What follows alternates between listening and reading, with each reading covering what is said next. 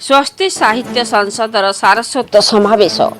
ସ୍ୱସ୍ତି ସାହିତ୍ୟ ସଂସଦ ଓ ଛେଣ୍ଡ ଗୋପବନ୍ଧୁ ପାଠାଗାର ମିଳିତ ଆନୁକୂଲ୍ୟରେ ମାସିକ ସାରସ୍ୱତ ସମାବେଶ ପାଠାଗାର ପରିସରରେ ଅନୁଷ୍ଠିତ ହୋଇଯାଇଛି। ଡକ୍ଟର ବିଭୂତିଭୂଷଣ ପଣ୍ଡାଙ୍କ ପୌରୋହିତ ଓ ଶିକ୍ଷାବିତ୍ ଶର୍ମିଷ୍ଠା କବି ଶତପଥୀଙ୍କ ସଂଯୋଜନାରେ ଆୟୋଜିତ ଏ କାର୍ଯ୍ୟକ୍ରମରେ ସମ୍ମାନିତ ଅତିଥି ଭାବେ ଇଞ୍ଜିନିୟର ନବଘନ ସାହୁ ଯୋଗଦେଇ ଅନୁଷ୍ଠାନର ଆଭିମୁଖ୍ୟ ସମ୍ପର୍କରେ ବକ୍ତବ୍ୟ ରଖିଥିଲେ। ଏହି ଅବସରରେ ଆଲୋଚ୍ୟ ବିଷୟ ଭାଷା, ସାହିତ୍ୟ ଓ ସଂସ୍କୃତିର ଆମ ଅସ୍ମିତା ବୋଧ ସମ୍ପର୍କରେ ଆଲୋଚନା କରାଯାଇଥିଲା। ଆଲୋଚକ ଭାବେ କବି ରାଜୀବ ପାଣି ଓ ପ୍ରଶ୍ନକର୍ତ୍ତା ଭାବେ ଅଧ୍ୟାପକ କରୁଣାକର ପାଟ୍ଟଶାଣୀ ଯୋଗ ଦେଇଥିଲେ। ଆଲୋଚ୍ୟ ବିଷୟ ସମ୍ପର୍କରେ ଆଲୋଚନା କରି ଶ୍ରୀ ପାଣି କହିଲେ ଯେ ଅସ୍ମିତା ଗୋଟିଏ ଜାତିର, ଗୋଟିଏ ବ୍ୟକ୍ତିର ସ୍ୱତନ୍ତ୍ର ପରିଚୟ ସୃଷ୍ଟି କରେ। ଅସ୍ମିତା ନିଜ ଭିତରେ ସମ୍ମାନବୋଧ ବଢ଼ାଇବାରେ ସହାୟକ ହୋଇଥାଏ। ଅସ୍ମିତା ତୁଳନାତ୍ମକ ହୋଇପାରେ। ଏହା କୌଣସି ସମୟ ସୀମା ମଧ୍ୟରେ ସୀମିତ ବା କୌଣସି ଭୌଗୋଳିକ ଆୟତନ ମଧ୍ୟରେ ଆବଦ୍ଧ ନୁହେଁ। ଏହା କଳିଙ୍ଗ ଯୁଦ୍ଧରେ, ଖଣ୍ଡଗିରି ଗୁମ୍ଫାରେ, ଓଡ଼ିଆଙ୍କ ହୁଳହୁଳିରେ, ଝୋଟି ଚିତାରେ, ମାଣବସା ଗୁରୁବାରରେ, ଆମ କଳା, ସାହିତ୍ୟ, ସଙ୍ଗୀତ, ନୃତ୍ୟରେ ମଧ୍ୟ ଅସ୍ମିତା ଭରପୁର ରହିଛି। ଅସ୍ମିତା ଆମ ଭାଷା ସାହିତ୍ୟକୁ ସୁଶୋଭିତ କରିଛି ଏବଂ ସମଗ୍ର ବିଶ୍ୱର ସାଂସ୍କୃତିକ ଚେତନାରେ ଓଡ଼ିଶାର ବିଭିନ୍ନ ପ୍ରକାର ଅସ୍ମିତା ଭରି ରହିଛି। ଏହା ସମ୍ପର୍କରେ ପାଠ୍ୟପୁସ୍ତକ ଶିକ୍ଷାରେ ସ୍ଥାନ ପାଇଲେ ମଧ୍ୟ ଏହା ଅଧିକ ପରିବ୍ୟାପ୍ତ ହୋଇପାରିବ। ପ୍ରଶ୍ନକର୍ତ୍ତା ଶ୍ରୀ ପାଟ୍ଟଶାଣୀଙ୍କ ପ୍ରଶ୍ନ ଓ ଆଲୋଚକ ଶ୍ରୀ ପାଣିଙ୍କ ଉତ୍ତର ସମଗ୍ର ପରିବେଶକୁ ଭାବଗମ୍ଭୀର କରି ତୋଳିଥିଲା। ଦ୍ୱିତୀୟ ପର୍ଯ୍ୟାୟରେ ଗାଳ୍ପିକା ଅଧ୍ୟାପିକା ମାହେଶ୍ୱତା ସାହୁ ଅନ୍ଧାରର ହାତଗୋଡ଼ ସମ୍ପର୍କରେ ଗଳ୍ପ ପାଠ କରିଥିଲେ। ତୃତୀୟ ପର୍ଯ୍ୟାୟରେ କବି ମଞ୍ଜୁ କୁମାରୀ ରଥଙ୍କ ସଂଯୋଜନାରେ ଜିଲ୍ଲାର ବିଶିଷ୍ଟ କବି ସର୍ବଶ୍ରୀ ସୁଧାଂଶୁ ଅଶୋକ, କୁଞ୍ଜବିହାରୀ ରାଉତ, ବଳରାମ ରାଉଳ, ମୀନକେତନ ପଶାୟତ, ଗୌତମ ଦାସ, ରଶ୍ମି ସାହୁ ପ୍ରମୁଖ ସ୍ୱରଚିତ ଦେଶାତ୍ମବୋଧକ କବିତା ପାଠ କରିଥିଲେ। ଶେଷରେ ଗାଳ୍ପିକ କାଶୀନାଥ ନନ୍ଦୀ ଗଳ୍ପ ଓ କବିତାଗୁଡ଼ିକର ମାର୍ମିକ ସମୀକ୍ଷା କରିଥିଲେ। ଏହି କାର୍ଯ୍ୟକ୍ରମରେ ଉଭୟ ଅନୁଷ୍ଠାନର କର୍ମକର୍ତ୍ତାଗଣ କାର୍ଯ୍ୟକ୍ରମ ପରିଚାଳନାରେ ସହଯୋଗ କରିଥିଲେ। ରାଉରକେଲାରୁ କୁଞ୍ଜବିହାରୀ ରାଉତଙ୍କ ରିପୋର୍ଟ, ମସିହା ନ୍ୟୁଜ୍। ଆପଣ ମସିହା ନ୍ୟୁଜ୍ର ୟୁଟ୍ୟୁବ୍ ଚ୍ୟାନେଲକୁ ସବସ୍କ୍ରାଇବ୍ କଲେଣି କି? ଯଦି କରିନାହାନ୍ତି ଏବେ କରିନିଅନ୍ତୁ। ଏହା ସହ ମସିହା ନ୍ୟୁଜ୍ର ଫେସବୁକ୍ ଓ ଟ୍ୱିଟର ପେଜ୍କୁ ଲାଇକ୍ ଓ ଫଲୋ କରନ୍ତୁ। ତା ସହ ମସିହା ନ୍ୟୁଜ୍ର ଆପ୍ ଆସିଗଲାଣି। ନିଜ ମୋବାଇଲର ପ୍ଲେ ଷ୍ଟୋରରୁ ଡାଉନଲୋଡ୍ କରିନିଅନ୍ତୁ। ଜୟ Jagannath. Classical dance of work. ତେଣୁ ଏହା ହିଁ ହେଉଛି ଆମର ଅସ୍ମିତା। ଓଡ଼ିଶାର 184ଟି ଗୁମ୍ଫାରେ ଯେଉଁ ଚିତ୍ର ରହିଛି ତାହା ମଧ୍ୟ ଓଡ଼ିଶାର ଅସ୍ମିତା। ତେଣୁ ମାତୃଶକ୍ତି ପୂଜା ତାହା ମଧ୍ୟ ଓଡ଼ିଶାର ଅସ୍ମିତା। ତାପରେ ଆମର ଭାଷା, ତାପରେ ଆମର ସାହିତ୍ୟ, ସେ ମଧ୍ୟ ଅସ୍ମିତାର ପରବର୍ତ୍ତୀ ପର୍ଯ୍ୟାୟରେ ମୁଁ ଆଲୋଚନା କରିବି। ସେଇ 19 ଶତକରେ ଗୋଟେ ବଢ଼ିଆ ପଂକ୍ତିଟି ଆମକୁ ଆମ ଭିତରେ ବୁଝାଇ ଦେଉଛି, ଭାଷା ହିଁ ଜୀବନ ଶକ୍ତି ଜାତିମାନଙ୍କ। ଯେଉଁ ଜାତି ଭାଷାହୀନ ସେ ଜାତି କଥା। ତ ଏଇ ଯେଉଁ ଅସ୍ମିତା ବୋଧକୁ ବା ଆତ୍ମ ପରିଚୟକୁ ଯେଉଁ ଭାଷା ଦେଖି ଧରିଛି, ଭାଷାର ସୃଷ୍ଟି ଉତ୍ପତ୍ତି ବା ବିକାଶ ଧାରା ଭିତରେ କେମିତି ଅସ୍ମିତାକୁ ଧରିବ? ଆପଣ ଦେଖନ୍ତୁ, ଆମେ ଆଜି ଏଇଠି ବସିକି ଆଲୋଚନା କରୁଛୁ। ଏହା ଫଳରେ ରହିଲା କି ଭାଷା ରହିଲା। ବିନା ଭାଷାରେ ଆମେ ପରସ୍ପରକୁ ବାଣ୍ଟି ପାରିବା ନାହିଁ।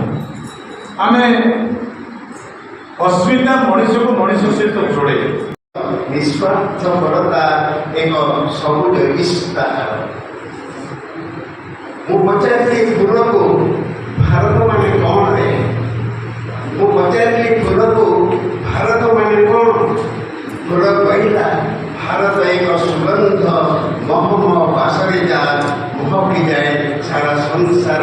ମହମ ବାସରେ ଯା ମହକି ଯାଏ ସାରା ସଂସାର। কল্পলেয়তম বন্দে মাতরম বন্দে মাতরম বন্দে মাতরম। सारे जहां से अच्छा हिंदुस्तान हमारा हमारा। सारे जहां से अच्छा हिंदुस्तान हमारा हमारा। वंदे भारत जननी वंदे उत्कल जननी। भारत मातार जयत्री गाथा, भारत मातार जयत्री गाथार মূর্ছনা ছুটে আকুমারি হিমালয়। ସବୁରି কণ্ঠে ଗୋଟିଏ ସ୍ୱର, ସବୁରି কণ্ঠে ଗୋଟିଏ ସ୍ୱର। ଜୟ ଭାରତର ଜୟ, ଜୟ ଭାରତର ଜୟ।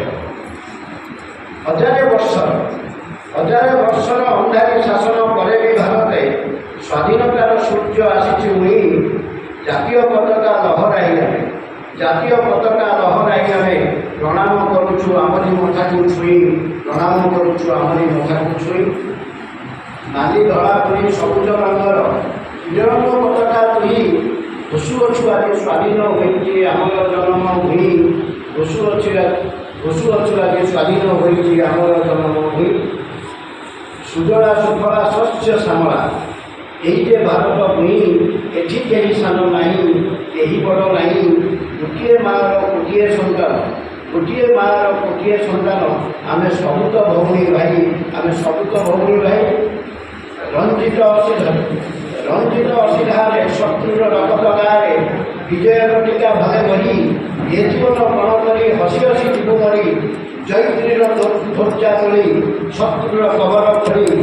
ବୈରୀର ଶୁଣିତରେ ଫୁଟାଇ ରକ୍ତ ଦେବା ପୁଣି ଶାନ୍ତିର ସ୍ୱସ୍ଥ ଏହି ମନ୍ତ୍ର ଗାଇ ଗାଇ ପୁଣି ଶାନ୍ତିର ସ୍ୱସ୍ଥ ଏହି ମନ୍ତ୍ର ଗାଇ ଗାଇ ଆମେରେ ସୈନିକ ଶ୍ରମିକ ଦଳ ଶିଳ୍ପୀ କୂଳ ଚାଷୀ ଭାଇ ଶସ୍ୟର କେଦାର ମାଳେ ସୌଧ ଖାନନ ତଳେ କାରଖାନା ଧୂଆଁଧାରେ ଏ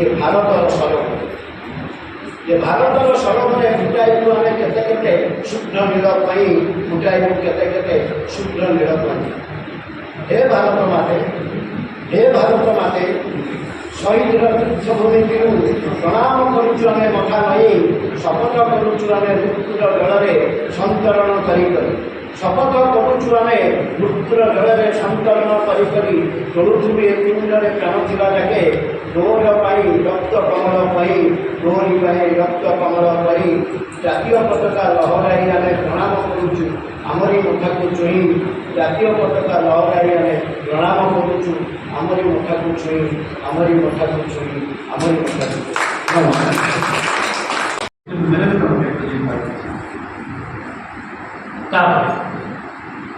ପୂଜ ବିଧାୟୀ ଆଉଛି ପ୍ରଭୁତ୍ୱ ମଣିଷ ପବନ ତାଙ୍କର କବିତା ହେଉଛି ସ୍ୱାଧୀନତାର ସୂର୍ଯ୍ୟ ଆସିଛି ପରାଧୀନର ସିଏ ସ୍ୱାଧୀନତା କେତେବେଳେ ଆସେ ଯେତେବେଳେ ପରାଧୀନତା ଚାଲିଯିବ ପରାଧୀନତା ଚାଲିଯିବା ପାଇଁ ଗୋଟେ ଇତିହାସ ଠିଆ ଅଛି ସେ ଇତିହାସକୁ ମନେ ଆଗ ଏବଂ ବର୍ତ୍ତମାନର ଭାରତ ବୁଝି ଭିତରେ ତାପରେ ଏବଂ ଆଶାବାଦୀ ଥିଲେ ଯେ ଆମ ଦେଶ ଭାରତବର୍ଷ ଏବେ ଆଉ ଥରେ ନୂଆ ତିଆରି ହେବାକୁ ଯାଉଛି ନୂଆ ଭାବରେ ସୃଷ୍ଟି କରିବାକୁ ଯାଉଛି ଏବଂ ଆସିଲା ଅନ୍ତ